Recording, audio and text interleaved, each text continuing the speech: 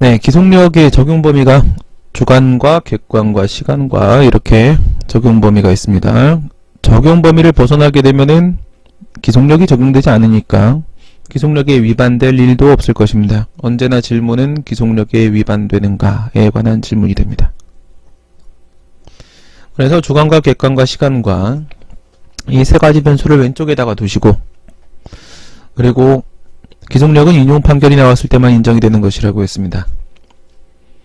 그러면 주체나 절차나 형식이나 내용상 위법이 발생했을 때 취소 판결이 나올 것이고, 무효확인송도 마찬가지겠죠. 나올 것이고, 그때 이제 기속력이 발생하게 될 텐데, 통상 우리가 나누듯이 주체, 절차, 형식을 하나로 묶으시고요. 그 다음에 내용을 따로 분리를 하시고 이렇게 하시면 됩니다. 주관적 범위에서 문제가 되는 경우는 거의 찾아볼 수 없습니다.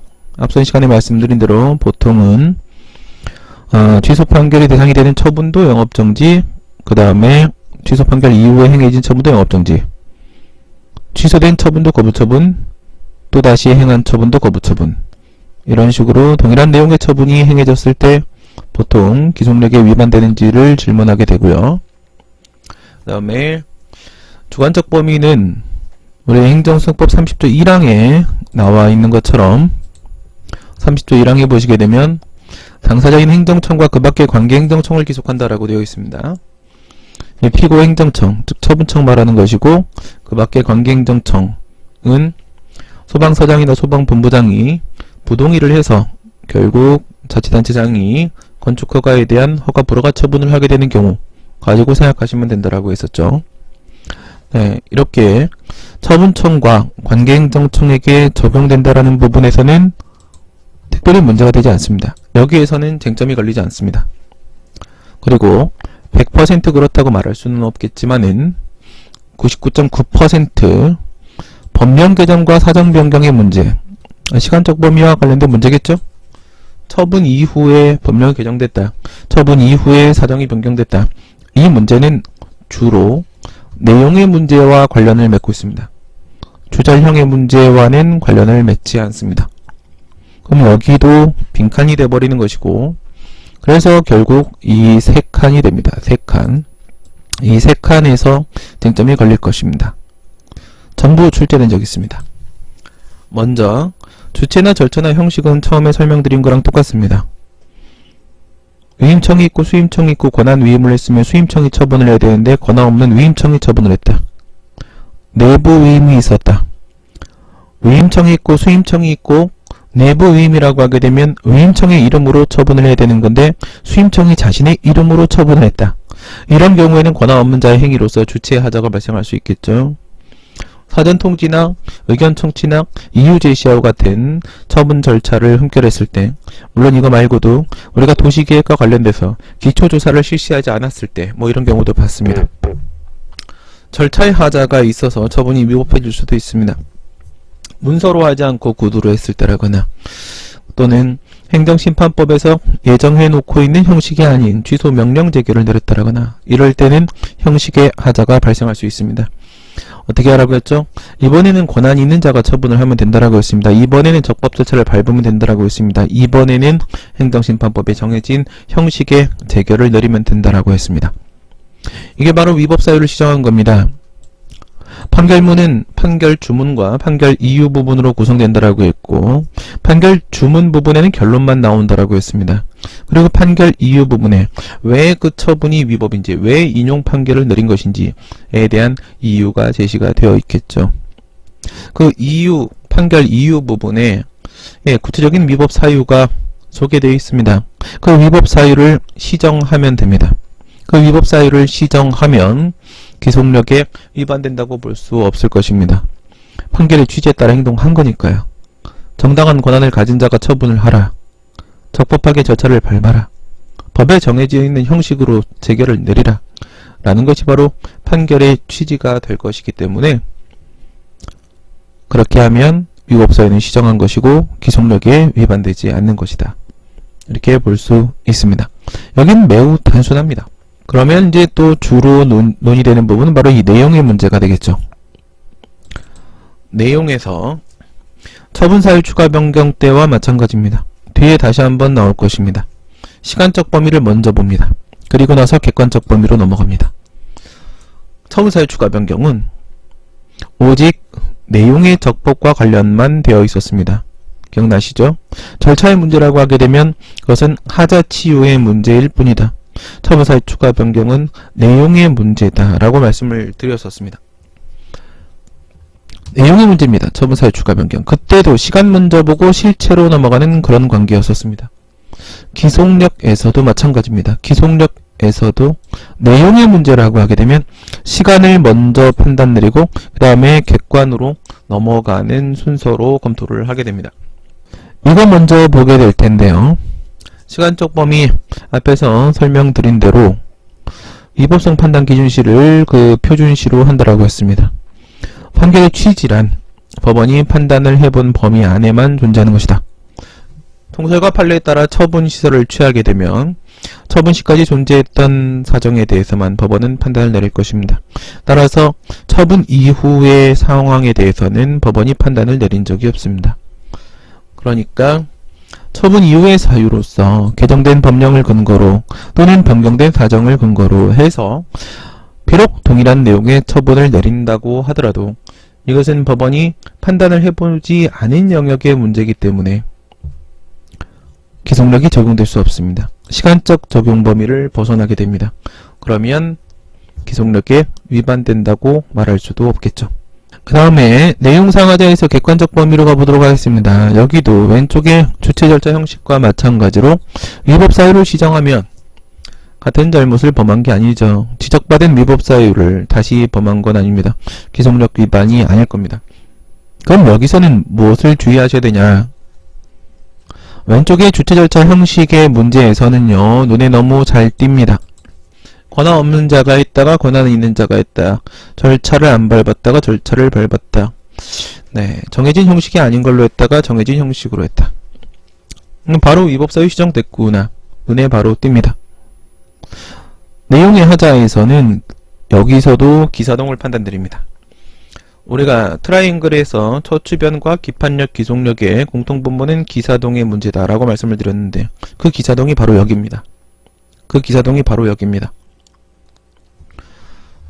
풀어봤던 2007년도 사법시험 문제를 여러분들이 떠올려 보시게 되면요. 사법시험 문제 2007년도 을을 유흥접객원으로 고용하였다. 그런데 을을 고용했다라는 증거가 없다. 따라서 영업허가 취소 처분이 위법이다. 취소 판결이 나왔습니다. 이번에는 청소년 병을 유흥접객원으로 고용했다. 을을 고용했다라는 것과 병을 고용했다라는 것은 서로 기사동이 인정이 안 되죠. 네, 기사동이 인정이 안 됩니다. 이렇게 기사동이 인정이 안 됩니다. 그 얘기는 판결의 취지, 객관적 범위는 을을 고용했다라는 이유로 다시 영업허가 취소 처분하지 마라 라는 의미였죠. 이번엔 뭡니까? 병을 고용했다라는 이유로 영업허가 취소 처분을 하고 있는 것입니다. 기속력이 객관적 범위를 벗어났기 때문에 위법사유를 시정한 것이라고 볼 수 있고 따라서 기속력에 위반되지 않습니다. 둘 다 위법사유 시정의 문제인데 내용의 하자 부분에서는 기사동 먼저 판단한다.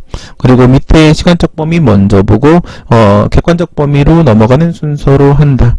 시간적 범위에서는 처분 시설을 기준으로 보게 되기 때문에 처분 이후의 사유를 가지고 동일한 내용의 처분을 한다고 하더라도 거기에는 판결의 취지가 미치지 않는다. 기속력이 미치지 않기 때문에 개정된 법령이나 변경된 사정을 가지고 동일한 내용의 처분을 해도 기속력 위반은 아니다. 행정법 문제에서 제일 많이 출제하는 겁니다. 주관식이든 객관식이든 제일 많이 출제하는 부분입니다. 결국은 이 세 칸입니다. 이 세 칸으로 모든 것이 다 끝난다. 네, 다음 보도록 하겠습니다. 최근에 출제를 많이 하는 방식인데요. 조금 난도를 올린 거죠. 네, 먼저 밑에 있는 당구장부터 한번 보도록 하겠습니다.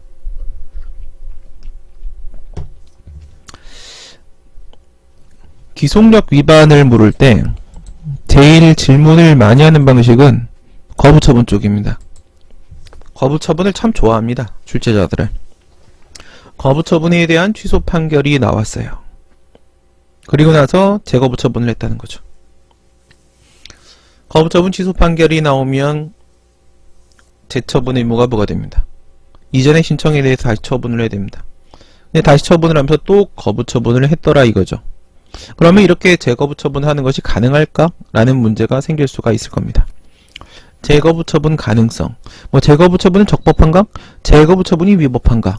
재거부 처분의 효력이 인정되는가? 등등의 방식으로 질문을 합니다. 재거부 처분이 가능한지를 물어요. 이 재거부 처분이 적법하냐 아니냐라는 판단은 이쪽 왼쪽 라인에 판결과 관련된 문제가 있을 수 있고 오른쪽 라인에 판결과 관련이 없는 부분이 있을 수 있는데 지금은 판결과 관련이 있는 부분으로서 기속력 문제를 보고 있습니다. 기속력 판결과 관련된 부분 왼쪽 라인 먼저 집중해 보자 라는 얘기입니다. 문제에서 재거부 처분이 나왔는데 과연 이게 가능한 건가? 라고 질문을 하게 되면 이것은 행정소송법 30조 2항의 재처분인가? 를 질문하는 겁니다. 주관식 시험은 답안을 작성할 때 여기서부터 시작합니다. 문제점에다가 이렇게 씁니다. 그러니까 이런 표현이 들어가야 돼요. 주관식에서 점수가 안 나왔다는 것은 주저리 했다라는 부분일 수 있습니다. 정확하게 길게 말하지 말고 촌철살인해야 됩니다. 재거부 처분이 가능한가? 이렇게 질문하면 과연 행정청이 다시 행한 거부 처분이 행정소송법 30조 2항의 재처분인지 문제된다. 이렇게 하고 시작하는 겁니다. 그 얘기가 바로 판결의 취지에 따라 이전의 신청에 대해 다시 처분하는 것이니까 판결의 취지에 따라서 했는데도 거부 처분이 나온 것인가 를 보겠다라는 의미가 되는 것이죠. 네, 30조 2항에는 판결의 취지에 따라야 된다라고 되어 있습니다. 그렇다면 이 얘기는 판결의 취지에 따른 재처분이냐가 문제가 되는 것이고 판결의 취지라는 것은요 기속력에 위반됨이 없어야 된다라는 것이니까 반복금지 의무에 위반됨이 없어야 된다라는 것이니까 과연 그 재거부 처분이 기속력에 위반됨이 없는 재처분인가 라는 문제가 됩니다.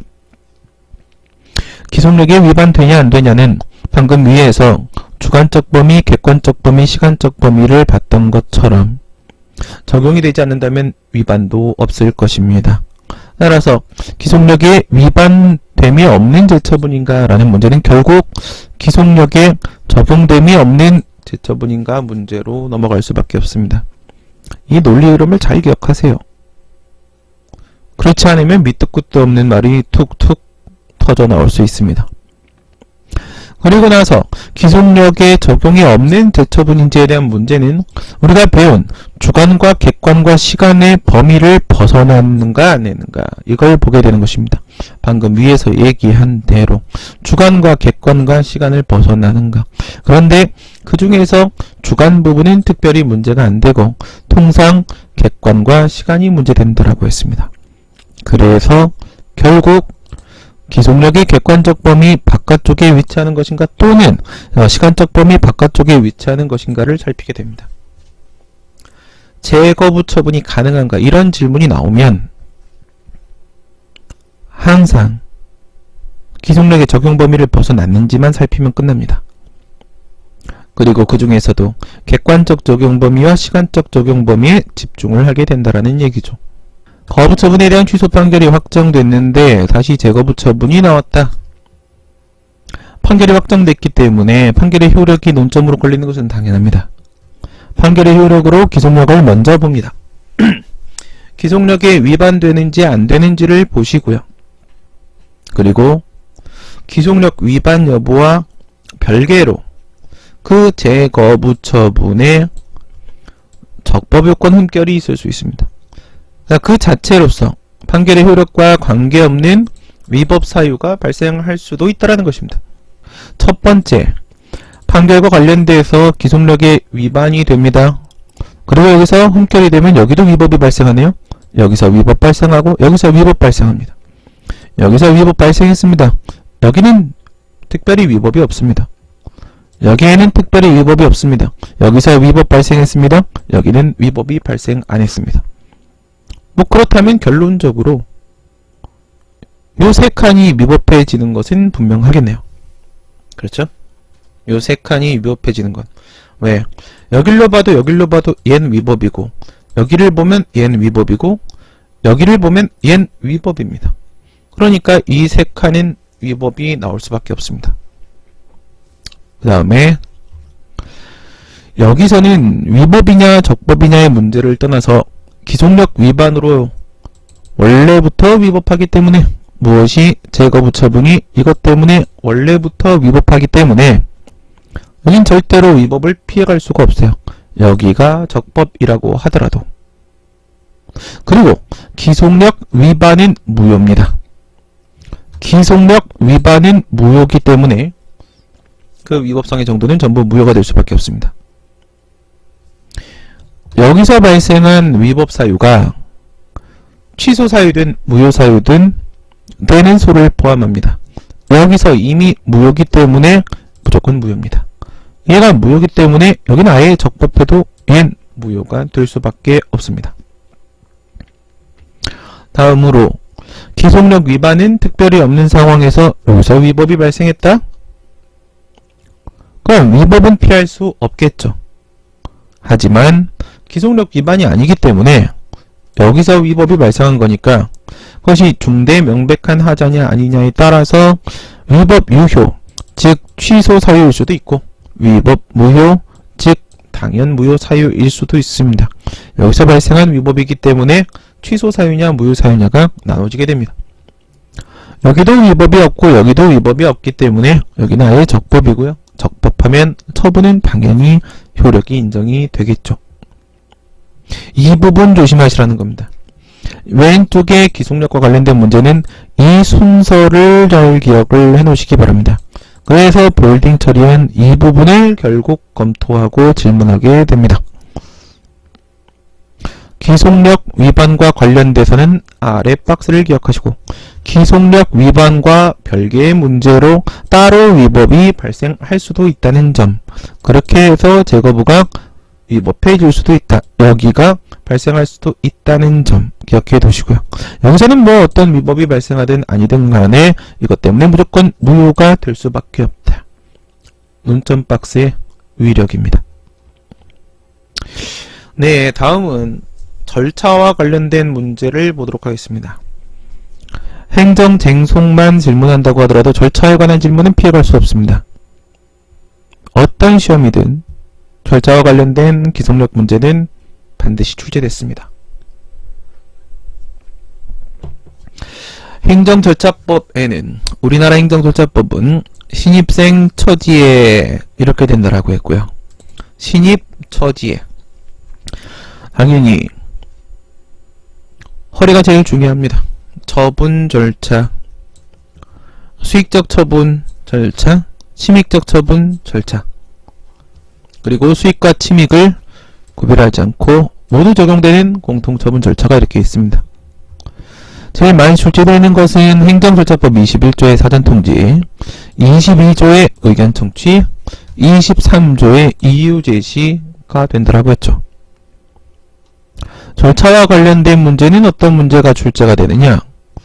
항상 1, 2, 3, 4입니다. 제가 만든 건데 최근 기출은 이 흐름을 그대로 따르고 있습니다.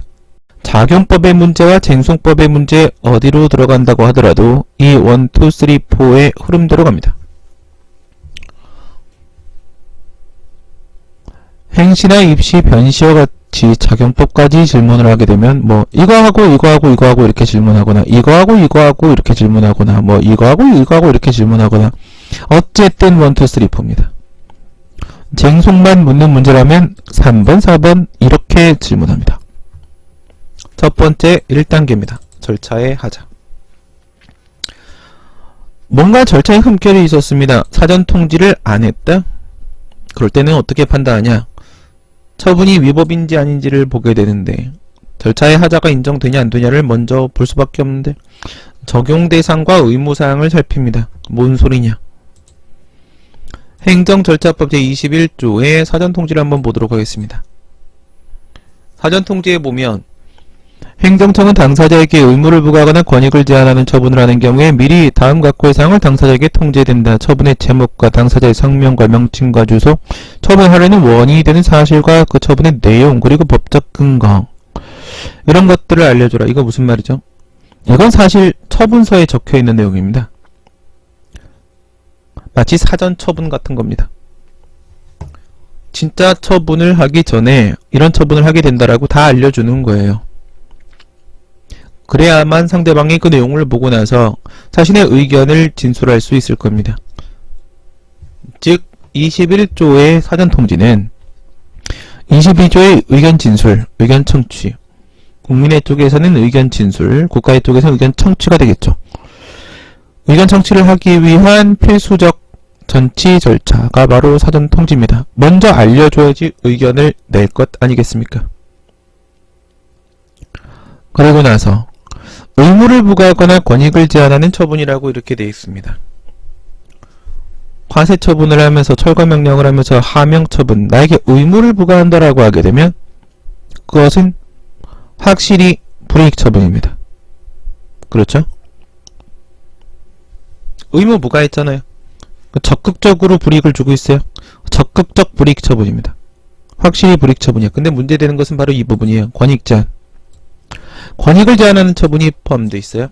의무 부과, 권익 제한. 이게 바로 불이익 처분입니다. 방금 우리 논점박스에 보면 뭐라고 되어 있었어요? 불이익 처분 절차라고 했잖아요. 불이익 처분이라고 했습니다.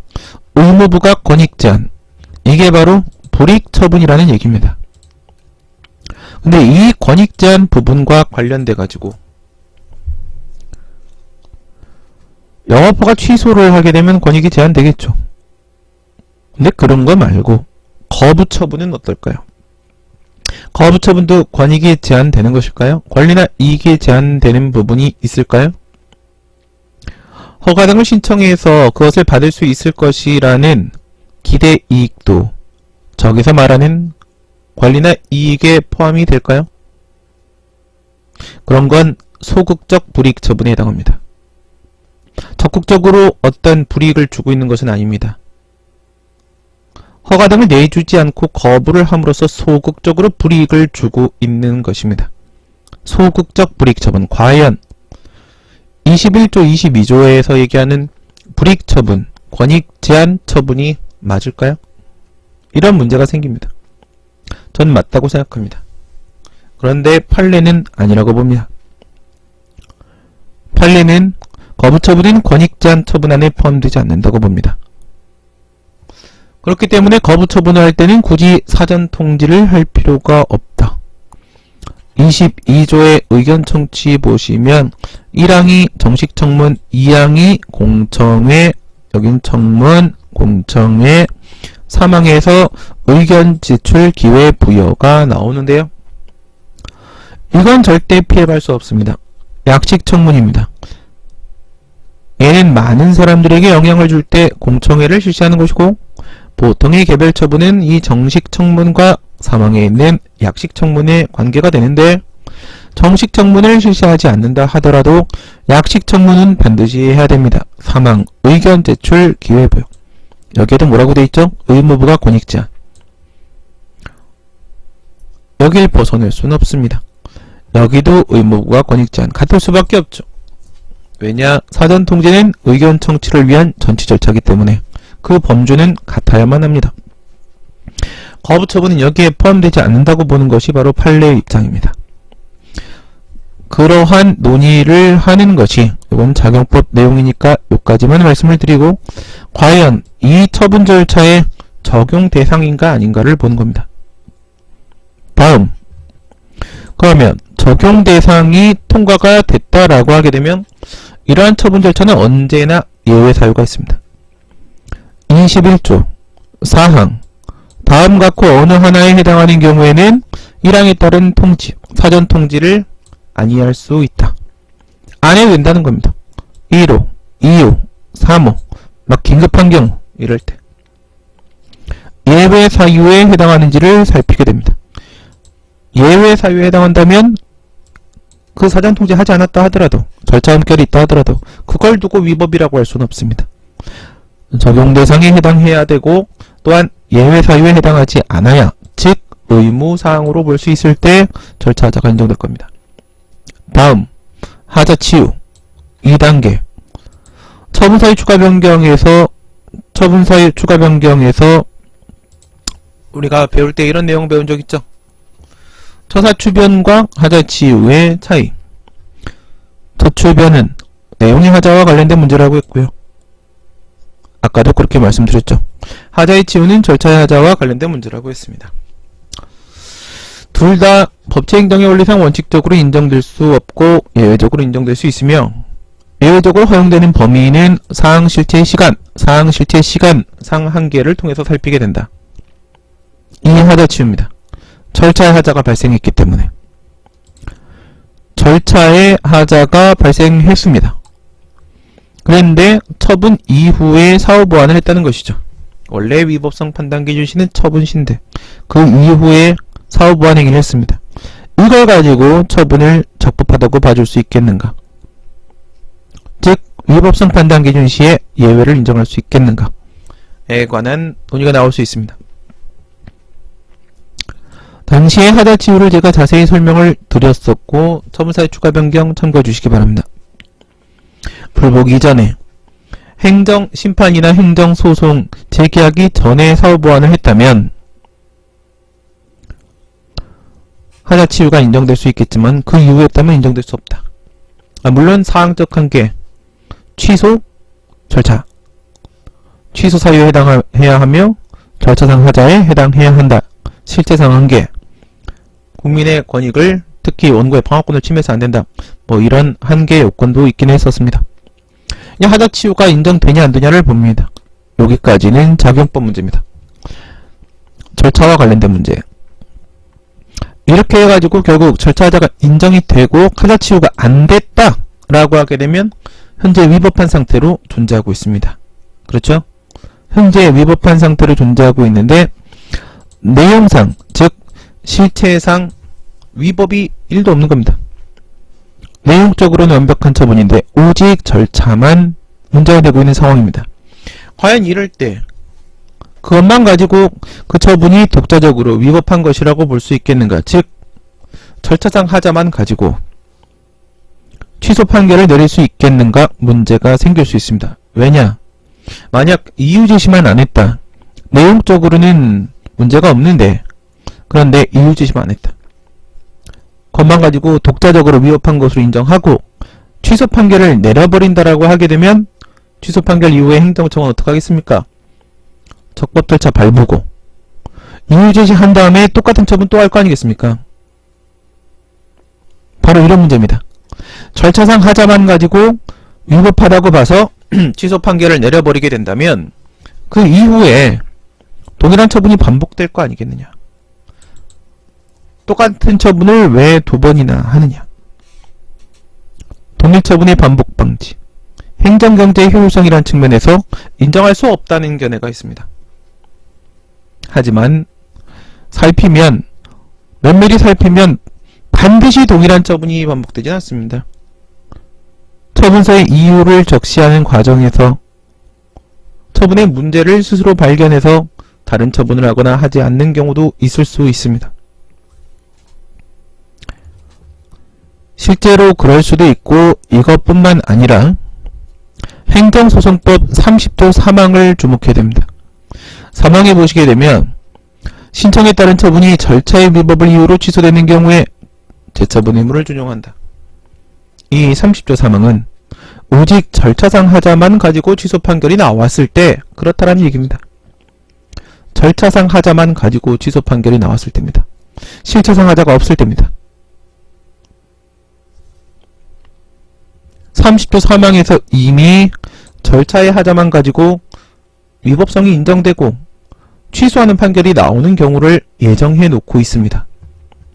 따라서 절차상 하자의 독자적 위법성을 인정하지 않을 수 없다는 것이죠.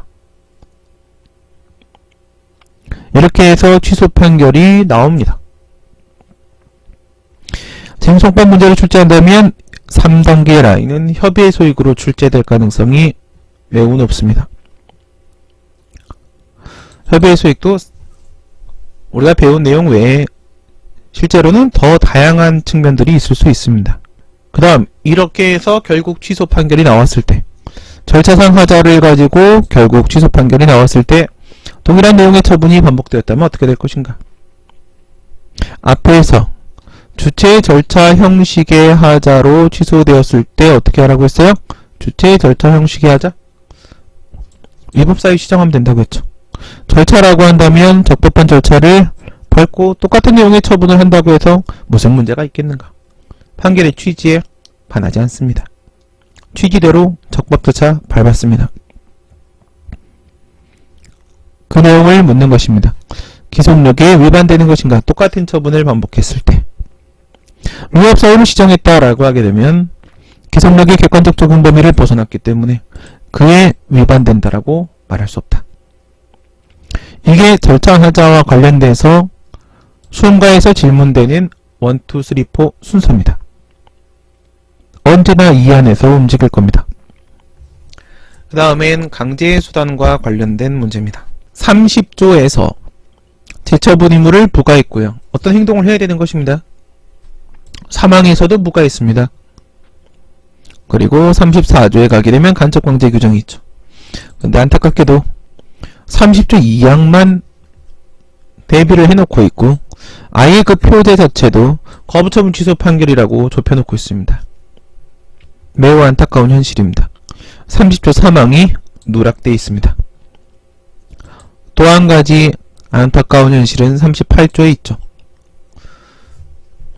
거부처분에 대한 무효확인송을 제기했을 때 30조를 준용하고 있기 때문에 거부처분 무효확인송에도 재처분 의무가 동일하게 부과된다라고 했어요. 하지만 34조가 없습니다. 33조가 끝입니다. 거부처분 무효확인 판결에서 재처분 의무를 부과해놓고도 그것을 이행하지 않을 때 아무런 대책이 없습니다. 잘못된 겁니다. 부자기업화인송은 30조 처분 의무 준용하면서 34조 간접강제 도입하고 있습니다. 다시 34조로 가시게 되면 간접강제 이행강제제도죠. 의무를 이행하지 않을 때 그것을 강제할 수 있는 방법입니다. 간접적 강제수단과 직접적 강제수단이 있다라고 했습니다. 전자는 배상명령제도고 후자는 직접처분제도죠. 행정소송법에는 직접적 강제수단, 즉 직접처분제도가 없습니다. 행정소송법 개정안에도 없습니다. 행정소송에는 절대로 도입될 수 없는 제도라고 했습니다. 하지만 행정심판법에는 있습니다. 이유는 43조 5항의 의무이행 재결 규정을 보시게 되면 의무이행 심판에 청구할 이유가 있다고 인정하면 뭘 할 수 있느냐? 처분을 할 것을 피청구인에게 명하는 것, 이행 명령 재결 뿐만 아니라 신청에 따른 처분을 하거나 행정심판위원회가 재결의 형식으로 허가를 내려주는 것이 가능하다라고 되어 있습니다. 이처럼 행정심판은 권력분립에 문제가 없고 의무이행 재결에도 그러한 내용이 포함되어 있고 처분 재결 토양이 좋기 때문에 이 5항의 재처분 또는 처분 의무를 불이행했을 때 50조에서 직접 처분 제도를 도입해 놓고 있습니다. 49조 3항에도 불구하고 방금 전에 봤던 의무이행 재결이죠. 처분 재결 나왔으면 끝나는 건데 뒤쪽에 있던 거 처분을 하라고 피청구인에게 명한다 그 부분 명했음에도 불구하고 처분을 아니하면 직접 처분을 할 수 있다. 행정심판법에는 이처럼 직접 처분 제도가 도입되어 있습니다. 하지만 행정소송법에는 간접강제 수단밖에 없습니다. 배상명령 제도밖에 없습니다. 30조 3항 누락되어 있고 30조 2항만 있고요. 1심 소소법원에 따로 신청해야 된다라고 했고 판결 아니고 결정의 방식으로 나온다라고 했고 상당한 기간을 정해서 다시 한번 기회를 주는 것도 가능할 수 있고 그렇지 않고 즉시 배상명령을 때려버리는 것도 가능할 수 있다라고 했습니다. 이 34조입니다. 262조를 민사집행법 준용한다라는 것은 뭐냐면, 이거는 이미 거부처분이 위법한지에 대한 판단이 다 끝난 거기 때문에 별도의 변론을 열 필요는 없다라는 것입니다. 262조는 변론이 필요 없다라는 내용입니다. 변론 열 것 없이 1심 법원이 그냥 바로 결정 내려버린다. 무변론이라는 얘기고요. 네, 다시 필기노트로 돌아가시게 되면은 결론적으로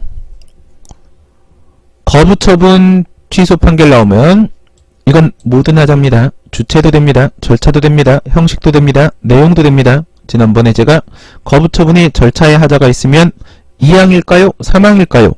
라고 말씀을 드린 적이 있었죠. 거부처분의 절차의 하자가 있을 때 그 재처분 의무는 어느 쪽일까요?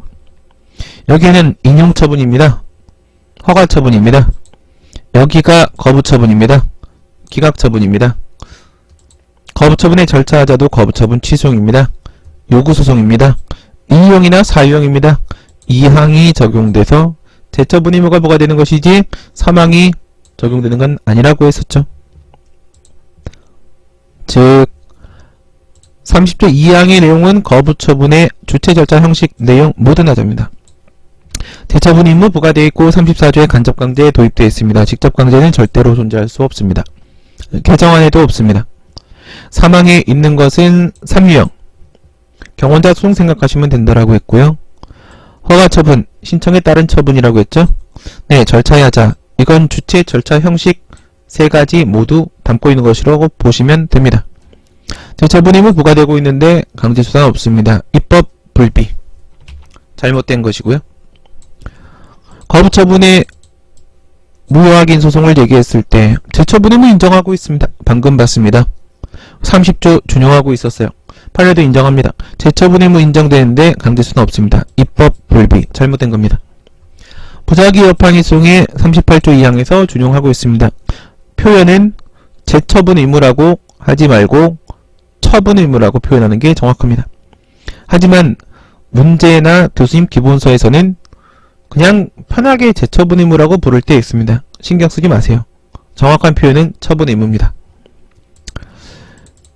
처분 의무 부과되고 38조 2항에서 34조 준용하고 있었습니다. 강제수단 존재하고요. 직접 강제는 없습니다. 이게 행정소송법의 기속력 관련된 내용입니다. 기속력, 행정소송법 30조는 3항까지 있습니다. 1항은 일반 규정이었었죠. 이처럼 소극적인 부작위 의무는 일반 규정에서 도출하는 것이 가능합니다. 일반적인 해석 원칙입니다. 위협하게 한 거니까 다신 그러지 마. 우리가 기속력에 위반된다, 안 된다 라고 표현을 할 때는 언제나 이 반복금지 의무에 위반된다, 안 된다를 말하는 겁니다. 이와 같은 부작위 의무는 준수와 위반의 문제입니다. 준수와 위반의 문제입니다. 재처분 의무나 원상회복 의무와 같이 적극적으로 어떤 행동을 해야 된다라는 자규 의무는 이행과 불이행의 문제입니다. 이행과 불이행의 문제예요. 그러니까 우리가 기속력에 위반된다, 안 된다 라고 얘기하는 것은 재처분 의무에 위반된다, 존재할 수 없는 말입니다. 원상회복 의무에 위반된다, 존재할 수 없는 말입니다. 위반된다는 언제나 반복 금지 의무, 부작위 의무에 위반된다, 이렇게 말하는 겁니다.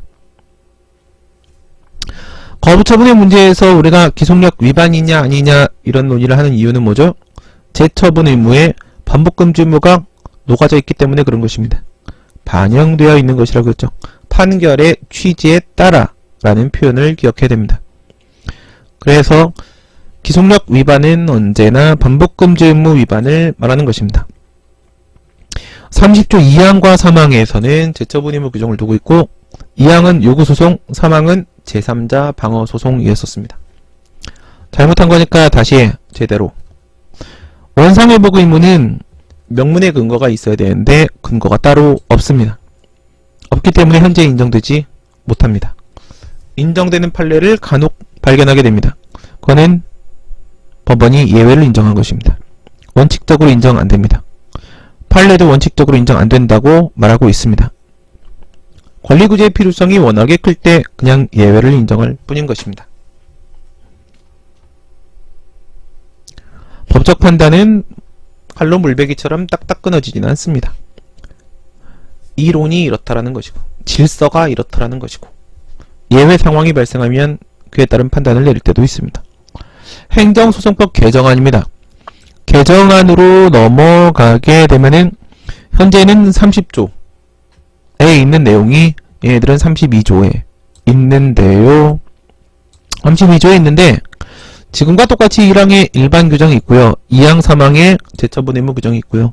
다만 개정안에는 4항 들어가 있습니다. 4항이 있습니다. 얘는 의무이행소입니다. 신경 안 쓰셔도 됩니다. 4항이 있습니다. 이게 바로 결과제거 의무입니다. 원상회복 의무, 결과제거 의무 같은 말이라고 했죠. 위법한 처분에 의해서 결과된 상태, 위법한 결과 상태를 제거하면 어떻게 됩니까? 원래의 상태로 되돌아가게 됩니다. 따라서 결과제거라는 것과 원상회복이라는 것은 같은 말입니다. 통상 학자들은 원상회복 의무라고 표현을 하는데 행정소송법 개정안에는 결과제거 의무라는 표현을 쓰고 있습니다. 같은 말입니다. 그래서 현행법상으로는 적극적인 자기 의무로서 원상회복 의무, 글씨가 작죠? 근거가 없기 때문에 인정이 안됩니다. 이러한 적극적 의무는 반드시 명문의 근거가 있을 때만 인정될 수 있습니다. 개정안에는 근거가 마련됐습니다. 적극적 의무, 적극적 의무. 그래서 원상회복 의무가 결과제거 의무가 인정될 수 있게 됩니다. 다음은 스퀘어 이론입니다. 뭐가 이렇게 많느냐? 전부 출제된 부분들입니다. 기출 바탕으로 구성된 논점 박스들입니다. 단 하나도 소홀히 하시면 안됩니다. 동일한 내용의 처분, 과연 기속력에 위반되는 것인가? 여러분들이 과거에 이런 그림을 본 적이 있습니다. 지금은 이걸 보고 있습니다. 뭐야 이게? 이걸 본 적이 있습니다. 뭐야 이게? 지금 이걸 보고 있습니다. 뭐야 이게? 이걸 본 적이 있는데 다른 겁니다. 처분사의 추가 변경에서 처분사의 추가 변경은 원래 내용의 하자와만 관련을 맺고 있죠. 주체, 절차, 형식과는 아무 관련이 없습니다. 사유 바꾸는 거잖아요. 그랬을 때 피고행정청 처음에 주장했던 사유가 B사유, B사유로 처분을 한 겁니다. 라고 했다가 소송 도중에 바꿉니다. 사실은 A사유였어요. 사실은 C사유였어요. 될까 안 될까? 기사동이 인정되면 가능하다. 기사동이 인정 안 되기 때문에 불가능하다라고 했었습니다. 첫 주변의 실체상 한계. 그리고 시간상 한계로 넘어갑니다. 얘네들은 처분 당시에 존재했던 A사유, C사유이기 때문에 시간상으로 문제가 없습니다. 시간상 한계에 들어가시게 되면 처분 이후의 사유라고 한다면 개정된 법령이라거나 변경된 사정을 들어서 처분 사유를 바꾸려고 든다면 시간상 한계에 위반된다라고 했고요. 그리고 이런 경우에는 이렇게 기사동도 깨져서 실체상 한계도 동시에 위반돼서 결국 허용될 수 없다라고 했었습니다. 이때는 소송에서 피고행정청이 처음에 주장했던 당초의 사유와 지금 소송 도중에 주장하려고 하는 다른 사유를 비교한 것이었습니다. 그러면 지금 얘기하는 건 뭐냐? 기속력입니다. 첫 추변은 오직 내용의 하자와만 관련을 맺고 있지만 기속력은 주체, 절차, 형식, 내용 모두에 해당 사항이 있다고 했습니다. 그 중에 내용 부분에 있어서 이런 스퀘어 이론이 등장할 수 있다라는 얘기입니다. 내용에만 국한시켜서 이런 질서가 있다는 것입니다. 이걸 익숙하게 해두셔야 됩니다. 그렇지 않으면 문제를 받아들였을 때 그 자리에서 생각해야 됩니다. 반드시 놓치는 게 생깁니다. 기속력이기 때문에 취소 판결이 나왔을 때입니다. B라는 위법 사유가 있었기 때문에 잘못됐다 라고 지적을 받은 겁니다. 판결 이유 부분에서. 그랬을 때 똑같은 내용의 처분을 하는데 재거부 처분을 했다? 이런 식으로 생각을 해보시게 되면 만약 기사동이 인정되는 A 사유로 동일한 내용의 처분을 했다면 어떻게 될까요? 기속력 위반입니다. 무효입니다. 이걸 여러분들이 여기서 보셨습니다. 의리 청소년임을 인정할 증거가 없다라는 이유로 취소 판결이 나왔는데 나중에 의리 청소년임을 인정할 증거가 새로이 발견되었다라는 이유로 다시 영업허가 취소 처분을 하면 같은 사람입니다. 이걸로 한 겁니다. 같은 얘기입니다. 기속력 위반입니다. 그렇게 하면 안 됩니다. 처분 당시이기 때문에 시간의 문제는 없습니다. 시간적 적용 범위 내이고 기사동이 인정되기 때문에 객관적 적용 범위 내입니다. 기속력 적용되고 기속력 위반까지 이어집니다. C 같은 경우에는 처분 당시에 존재했기 때문에 시간적 적용 범위는 벗어나지 않았지만 기사동이 깨졌으니까 객관적 적용 범위를 벗어나 버렸습니다. 결국 기속력은 적용되지 않고 위반이 아닙니다. 법령 개정 사정 변경이 발생을 해서 처분 이후로 넘어갑니다. 처분 이후에 D라는 사유가 발생을 했습니다. 이걸 가지고 똑같은 내용의 처분을 만약에 한다면요. 시간적 범위를 이미 벗어났습니다.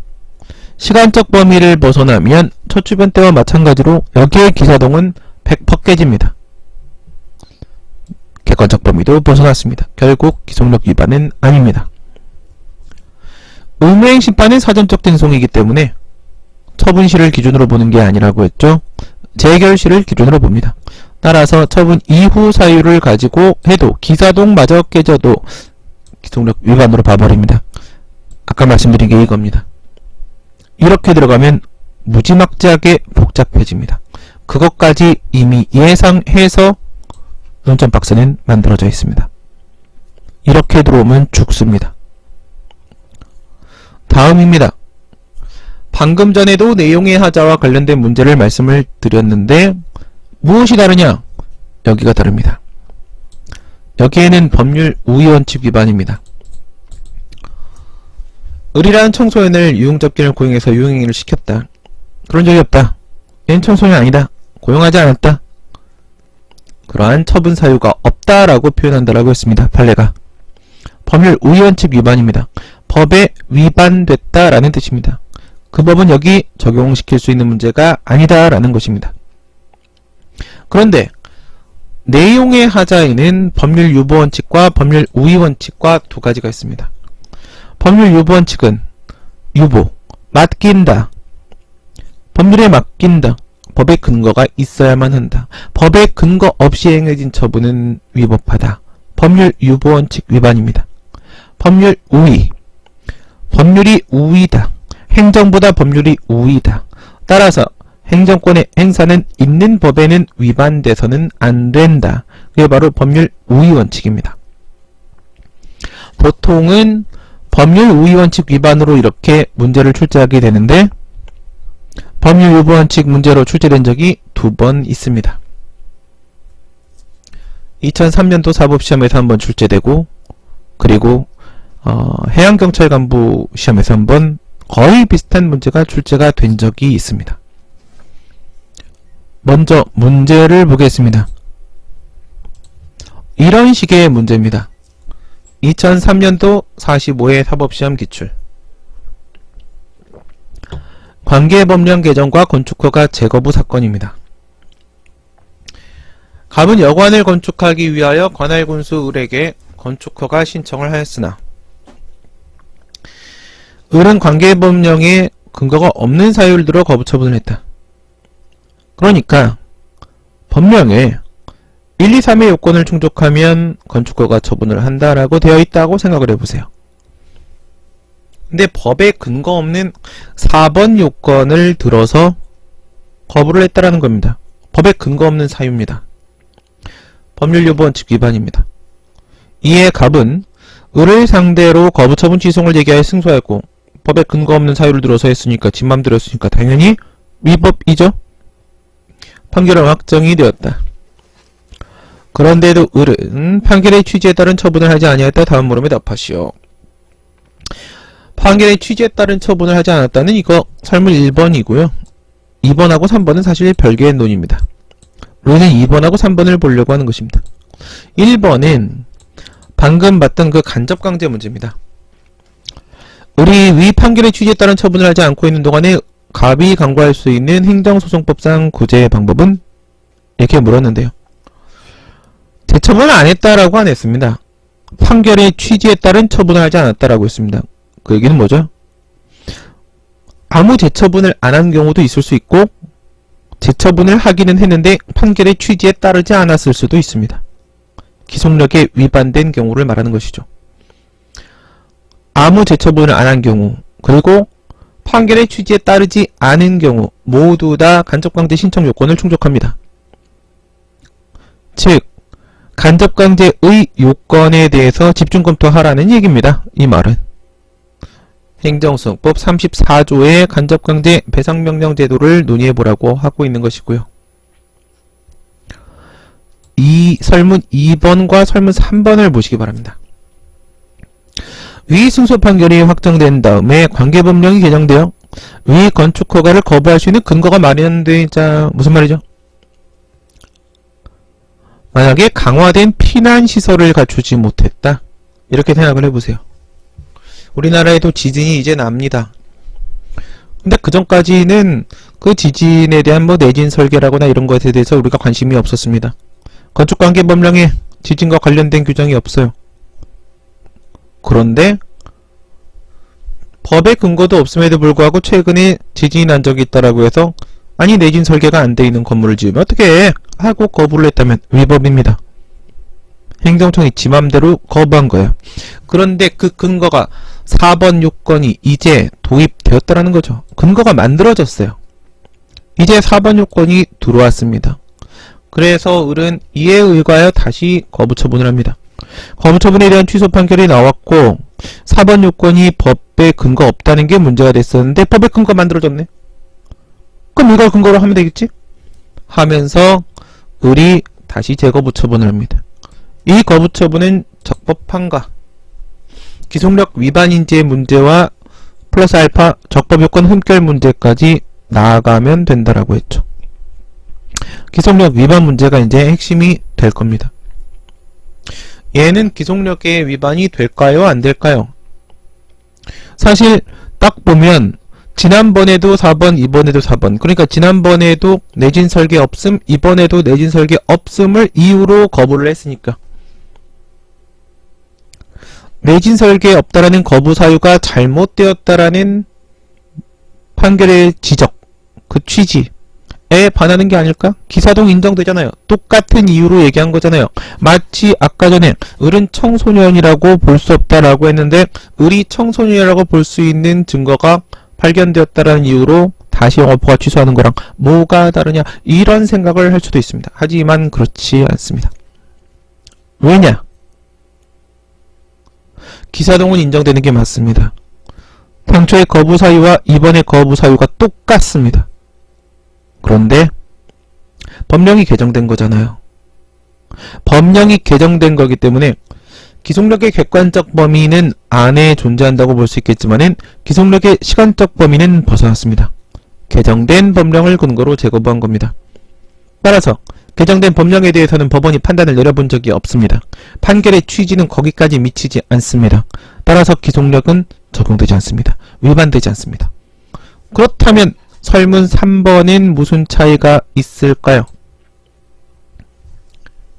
만일 설문 2의 그 개정 법령에서 똑같이 법령이 개정됐습니다. 내진 설계에 대한 규정이 없었는데 만들어졌습니다. 당의 개정 법령의 시행 당시에 이미 건축허가를 신청 중인 경우에는 신청 중이라면 이거예요. 신청 중인 상태라면 종전 규정에 따른다는 경과 규정을 두었다면 보통 법령을 개정할 때 부칙에 경과 규정이 있는지 없는지를 살펴야 됩니다. 많이들 둡니다. 그러니까 우리는 제일 먼저 부칙부터 봅니다. 언제까지 기존 법을 적용하고 언제부터 새 법을 적용하는 것이지 경과 규정은 없는가? 이걸 살필 수밖에 없습니다. 부칙을 바로 살펴야 됩니다.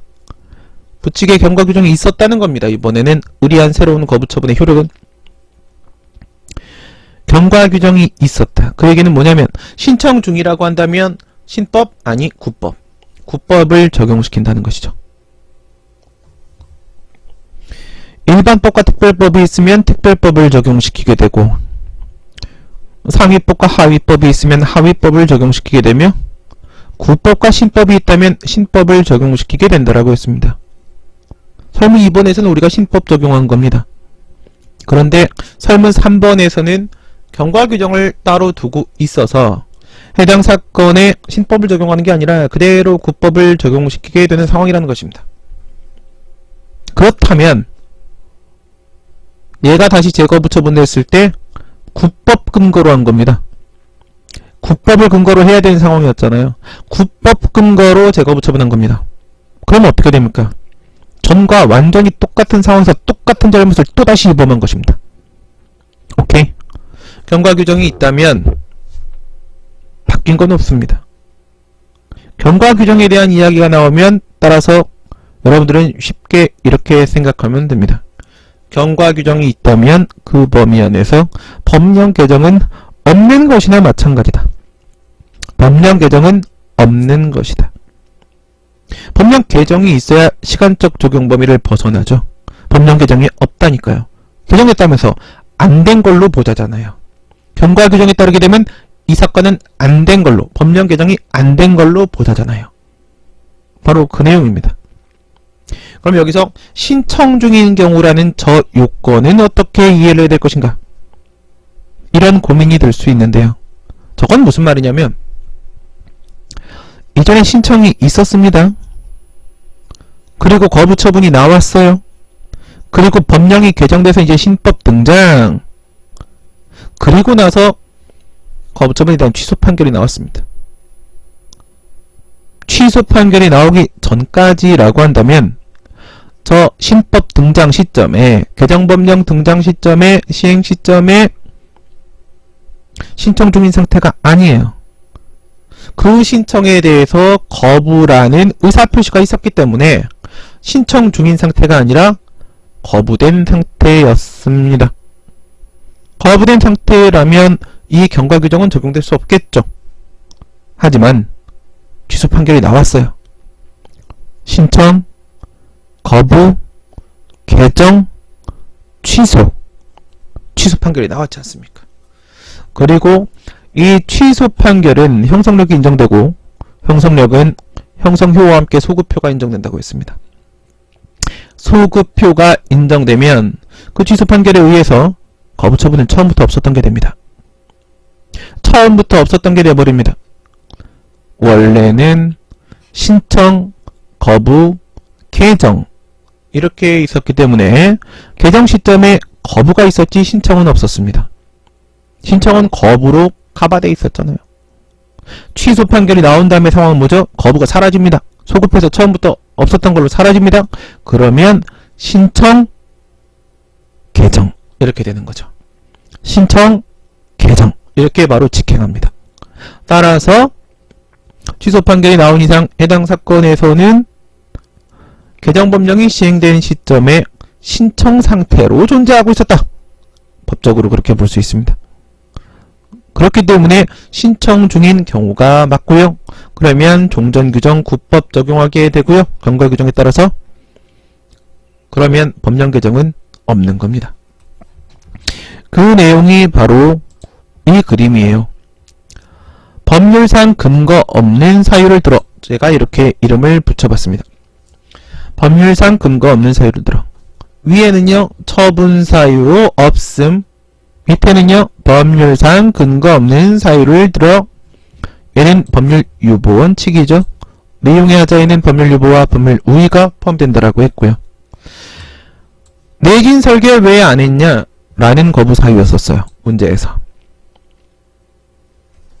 그런데 얘가 법에 근거 없는 사유였었고요. 법령이 개정됐어요. 근데 재거부를 하면서 또 내긴 설계 이렇게 처분 사유를 제시한 거예요. 기사동원이 인정돼요. 객관적 범위는 벗어나지 않고 있어요. 보통은 시간적 범위를 벗어나면 객관적 범위를 벗어난다. 시간적 범위 벗어나면 객관적 범위 벗어나. 이 관계가 성립이 되는데 법률 유보원칙 얘만 아닙니다. 얘만 아닙니다. 얘는 조심해야 됩니다. 얘는 따로입니다. 시간적 범위를 벗어나지만 객관적 범위를 벗어나지는 않는다. 기사동이 인정돼요. 객관적 범위를 벗어나지 않아요. 그 안에 존재하고 있어요. 그런데 만약에 경과 규정이 없었다면 설문 2번 개정된 법령을 근거로 거부한 것이기 때문에 시간적 범위를 벗어났습니다. 그러면 기속력의 적용 범위 벗어났고 기속력 위반 아니겠죠. 하지만 경과 규정이 이렇게 있었다라고 한다면 신법이 아니라 구법을 적용해야 되는 것이기 때문에 객관은 물론이거니와 시간적 범위도 존재한다고 봐야 됩니다. 기속력은 적용되고 위반이 맞다. 이런 결론이 나오겠죠. 여기가 마지막.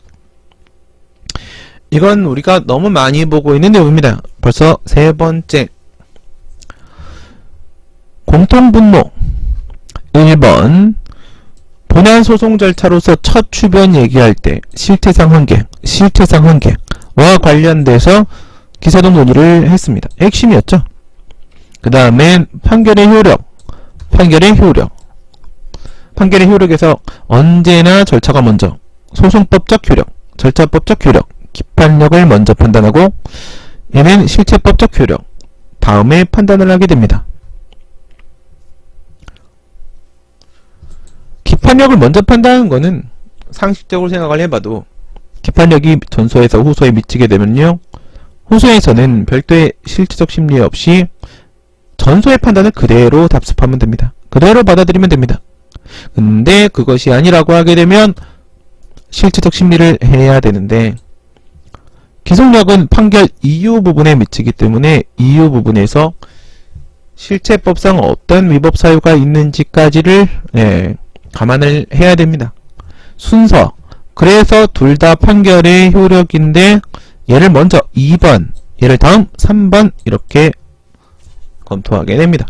순서대로 가는데 우리가 계속 얘기했던 대로 이 좌변이 2012년도 사법시험 문제, 이 우변이 2012년도 노무사 기출문제였었죠. 다만 이제 여러분들이 조심해야 될 것은 첫 추변과 기판력은 소송물의 동일성, 즉 처분의 동일성을 가지고 판단 내리게 된다면 얘는 실체상 한계, 얘는 객관적 범위, 얘는 객관적 범위 이렇게 되죠. 얘 왜 볼딩이 없어요?